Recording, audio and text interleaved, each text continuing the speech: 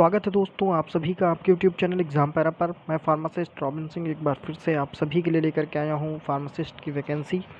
लगभग 15 वैकेंसी है दोस्तों। और ये वैकेंसी कहाँ पे है? तो ये वैकेंसी झारखंड में है। और क्या इसकी एलिजिबिलिटी क्राइटेरिया है, क्या हम लोग अप्लाई कर पाएंगे, क्या नहीं कर पाएंगे, अदर स्टेट वाले अप्लाई कर पाएंगे या नहीं कर पाएंगे, पूरी जानकारी देने वाले हैं इस वीडियो के अंदर। और देखिए, सबसे जो पहली जानकारी है वो ये है कि इसकी अंतिम तिथि क्या है। तो इसकी जो अंतिम तिथि है, लास्ट डेट जो है इसका, वो है 2/6/2021। 2/6/2021 के पहले पहले ये जो है आपका आवेदन हो जाना चाहिए। विज्ञापन संख्या 1/2021, ठीक है। और साथ ही साथ ये सारी वैकेंसी जो है आपकी कॉन्ट्रैक्ट बेस पे है। और इसी के साथ इसमें क्या है कि आपका कॉन्ट्रैक्ट का रिन्यूअल हो सकता है आपकी परफॉर्मेंस के आधार पे। 1 साल के बाद आपका रिन्यूअल हो भी सकता है और नहीं भी हो सकता है, ठीक है। तो क्या इनकी क्वालिफ़िकेशंस हैं, क्या इनकी जो एलिजिबिलिटी क्राइटेरिया है, सारी चीज़ें देखते हैं। तो देखिए, अलग अलग जो डिपार्टमेंट होते हैं, जैसे कि हमारे यहाँ RBSK भी होता है, कभी कभी यूपी NRHM के नाम से निकाल देते हैं, कभी कभी यूपी NHM के नाम से निकाल देते हैं, ठीक है। तो अलग अलग जो डिपार्टमेंट होते हैं हेल्थ सेक्टर के, उसी डिपार्टमेंट में अलग अलग वैकेंसी हैं। जैसे कि देखिए, जो प्रोग्राम इनका RCH है, RCH प्रोग्राम के तहत स्टाफ नर्स की ये वैकेंसी है।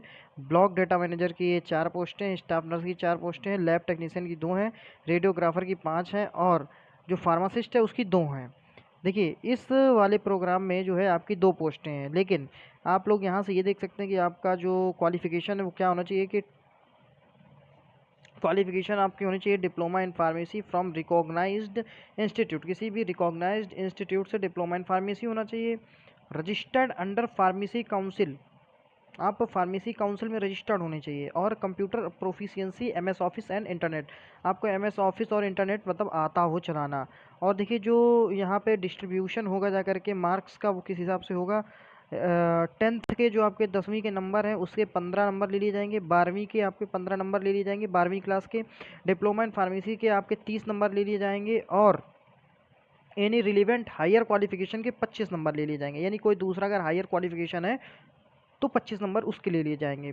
और रिलेवेंट एक्सपीरियंस, अगर आपके पास 3 साल तक का मैक्सिमम एक्सपीरियंस है तो उसको आपको 15 नंबर दिए जाएंगे। लेकिन 3 साल से ज़्यादा नहीं लेंगे, क्योंकि यहाँ पे मेंशन है 0 से 3 साल, ठीक है। 0 से 3 साल इन लोगों ने मेंशन कर रखा है। और यहाँ पे आपको जो सैलरी मिलेगी वो है 12,600 रुपये। जो किसके अंतर्गत है, किस प्रोग्राम के अंतर्गत है, तो वो प्रोग्राम आपका है जा करके RCH, ठीक है। RCH के अलावा देख लेते हैं और कौन कौन सा प्रोग्राम है। तो MTC एक प्रोग्राम है। MTC प्रोग्राम में आपकी फार्मासिस्ट की वैकेंसी नहीं है। RMNCH प्रोग्राम है एक, तो इसके तहत भी नहीं। NUHM आ गया, NUHM के तहत आपकी जो है फार्मासिस्ट की वैकेंसी है। और इसमें देखिए, स्टाफ नर्स की 2 है, स्टाफ नर्स भी देखते चलते हैं हम लोग। स्टाफ नर्स की 2 है, और ANM की 5 है यहाँ पे। और फार्मासिस्ट की यहाँ पे अभी देखिए 1 ही है, ठीक है। लेकिन फार्मासिस्ट की आपको वैकेंसी मिलेगी आगे दूसरे प्रोग्राम में, और इसमें जो है सैलरी जो है वो आपकी 10,973 रुपये रहेगी। फिर बढ़ेंगे अगले प्रोग्राम की तरफ, जिसका नाम है डिस्ट्रिक्ट NCD क्लिनिक। तो इसमें देखिए, फार्मासिस्ट की कोई वैकेंसी नहीं, GNM की 2 वैकेंसी है, NBSU में स्टाफ नर्स की 8 वैकेंसी है। लेकिन अगर RBSK की बात करते हैं तो यहाँ पे आपको फार्मासिस्ट की वैकेंसी मिलेगी। और लगभग 11 वैकेंसी आपको यहाँ फार्मासिस्ट की मिल जाएगी देखने के लिए। और यहाँ पे जो है लगभग हमारी 11 फार्मासिस्ट की वैकेंसी है, जिसमें से 6 जनरल है, एक OBC, एक SC, एक ST। मतलब इस तरीके से जो डिवाइड है वो आप लोग देख लीजिएगा।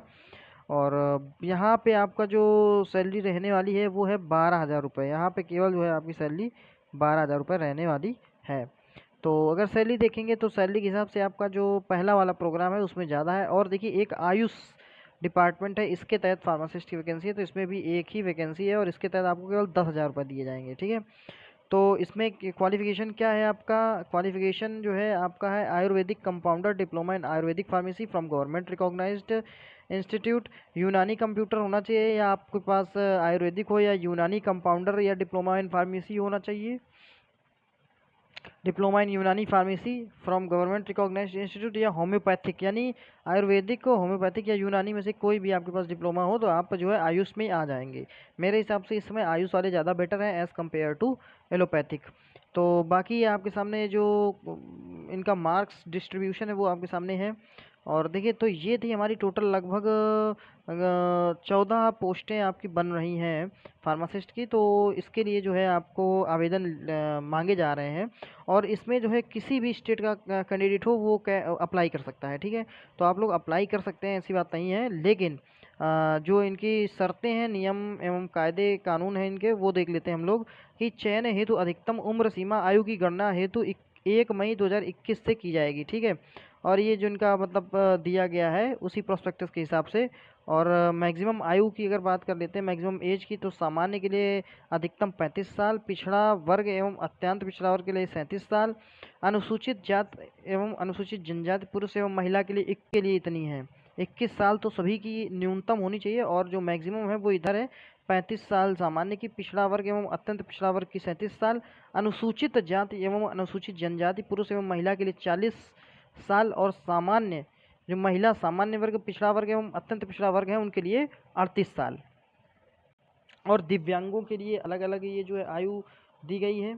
इस आयु के अगर कोई फिजिकल हैंडीकैप्ड लोग हैं तो वो जो है अप्लाई कर सकते हैं। चयन की शर्तें क्या है? संविदा के आधार पर स्वीकृति मानदेय के विरुद्ध उन्हें कार्य करने हेतु अनुबंध किया जाएगा।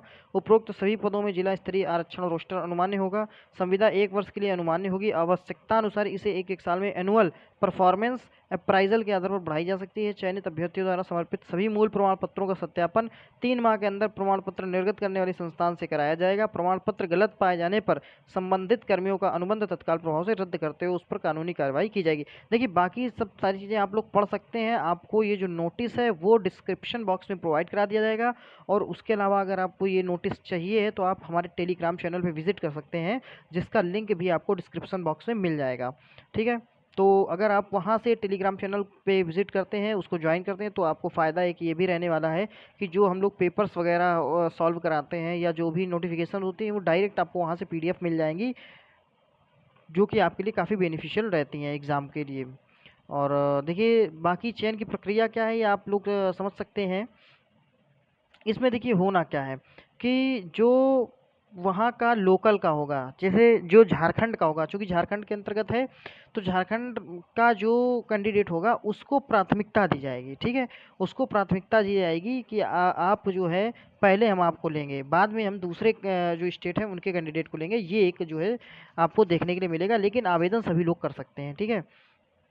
और चयन की प्रक्रिया क्या है कि अभ्यर्थियों का चयन उपरोक्त मार्किंग स्कीम के प्राप्तांक के आधार पर किया जाएगा, जैसा कि मैंने आपको बताया अभी। सभी उम्मीदवार निबंधित डाक स्पीड पोस्ट बाई हैंड के द्वारा ही आवेदन पत्र भेजना सुनिश्चित करें, यानी स्पीड पोस्ट आप करेंगे, ठीक है। और उक्त नियुक्ति में कार्मिक एवं प्रशासनिक सुधार राजभाषा झारखंड के संकल्प मतलब वही है कि स्थानीयता नीति का पूर्णतः अनुपालन किया जाएगा, एवं आवेदक को झारखंड राज्य के निवासी को प्राथमिकता दी जाएगी। जो भी आवेदक झारखंड निवासी होगा उसको जो है ये लोग प्राथमिकता देंगे। अंतिम रूप से तैयार की गई मेधा फाइनल मेरिट बनेगी, या जो फाइनल लिस्ट बनेगी वो इस वेबसाइट पे आपको देखने के लिए मिल जाएगी, ठीक है। और उम्मीदवारों का चयन जो संबंधी सूची है, देखिए 2 सूचियां मिलेंगी आपको। एक फाइनल जो लिस्ट बनेगी वो होगी, और एक वेटिंग लिस्ट होगी, जिसमें फाइनल लिस्ट में आपका सिलेक्शन होगा और वेटिंग लिस्ट में आप वेटिंग में होंगे 1 साल के लिए, ठीक है। अगर 1 साल में बीच में इनको ज़रूरत पड़ी तो आपको ये जो है उठा लेंगे, बस वही इसमें लिखा हुआ है, ठीक है। और आपके पास जो स्वास्थ्य प्रमाण पत्र वगैरह है वो सब चीज़ें आप लोग पढ़ लीजिएगा। आवश्यक अंक पत्रों एवं प्रमाण पत्रों की अभिप्रमाणित प्रति, यानी आपको सेल्फ अटेस्टेड सारे डॉक्यूमेंट्स जो भी आपके पास हैं सारे डॉक्यूमेंट्स को सेल्फ अटेस्टेड करके जो है नत्थी करके आपको जो है भेज देना है, स्पीड पोस्ट कर देना है। सक्षम पदाधिकारी, और ये भैया 2/6/2021 के पहले जो है पहुंच जाना चाहिए इनके जो है बताए हुए एड्रेस पे, ठीक है। किसी अन्य कार्यालय में आवेदन जमा करने पर उनका आवेदन स्वतः निरस्त कर दिया जाएगा। आप फीस की बात करते हैं तो जो फीस है वो 400 रुपये लिया जाएगा, जो भी हमारा जनरल OBC है, ठीक है। जो सामान्य कोटि, पिछड़ा वर्ग या अत्यंत पिछड़ा वर्ग के आवेदकों को 400 रुपया, और जो SC ST बंधु हैं यानी अनुसूचित जाति अनुसूचित जनजाति के आवेदकों के लिए 200 रुपये का डिमांड ड्राफ्ट आवेदन पत्र के साथ संलग्न करना अनिवार्य होगा। आप डीडी बनवाइए। देखिए दोस्तों, डीडी बनवा लीजिएगा, सोच समझ करके इसको आप लोग फिल करिए, क्योंकि डीडी क्या होता है, कभी कभी ये लोग वापस भी कर देते हैं। जैसे कि अभी हाल ही में एग्ज़ाम एक कंडक्ट होने वाला था लेबर वेलफेयर ऑर्गेनाइजेशन का, जिसकी डीडी इन लोगों ने वापस कर दी है एग्ज़ाम कैंसिल करके। तो ये एक बड़ा गलत काम कर देते हैं ये लोग, फिर वो डीडी किसी काम की रहती नहीं है आपकी, और आपका वो जो पैसा है वो वेस्ट चला जाता है पूरी तरीके से। और अब जो है आपसे ये कहा जा रहा है कि सभी तरीके से पूर्ण आवेदन को बंद लिफाफे में निबंधित डाक स्पीड पोस्ट बाई हैंड, यानी आपको खुद ही जा करके स्पीड पोस्ट कर देना है जा करके, और लिफाफे के ऊपर स्पष्ट रूप से निम्न सूचनाएं उपलब्ध कराएं, जैसे विज्ञापन संख्या, पद का कोड, पद नाम, कौन से पद के लिए जो है आप अप्लाई कर रहे हैं। और एक पोस्ट के लिए एक कैंडिडेट ही जो है एक पोस्ट के लिए अगर आप अप्लाई कर रहे हैं, 2 पोस्टों के लिए करना चाहते हैं, तो अलग अलग पोस्टों का आपको अलग अलग जो है फॉर्म फिल करना पड़ेगा। ठीक है, सपोज दैट किसी ने 2 डिग्रियां कर रखी हैं, तो वो क्या करेगा कि अलग अलग जो है फॉर्म फिल करेगा और अलग अलग जो उसकी फीस पे करेगा। अब देखिए, ये जो है आवेदन हेतु विहित प्रपत्र, यानी जो इस प्रोस्पेक्टस के हिसाब से आपको आवेदन करना है, यहाँ पे आपको फोटो लगानी है जो कि प्रमाणित होनी चाहिए, आपकी स्वप्रमाणित होनी चाहिए। और ये जो है आपका सारा कॉलम है, जिसमें पद का नाम है, पद कोड है, आवेदक का नाम है। बाकी आप लोग देख सकते हैं, स्थायी पता, ईमेल वगैरह, पत्राचार का पता है, और परीक्षा का नाम, और जो आपकी क्वालिफिकेशंस हैं वो यहाँ पे आ जाएंगे जाकर के। कार्य अनुभव अगर कुछ आपके पास है, एक्सपीरियंस, तो वो यहाँ पे मेंशन कर देंगे आप लोग।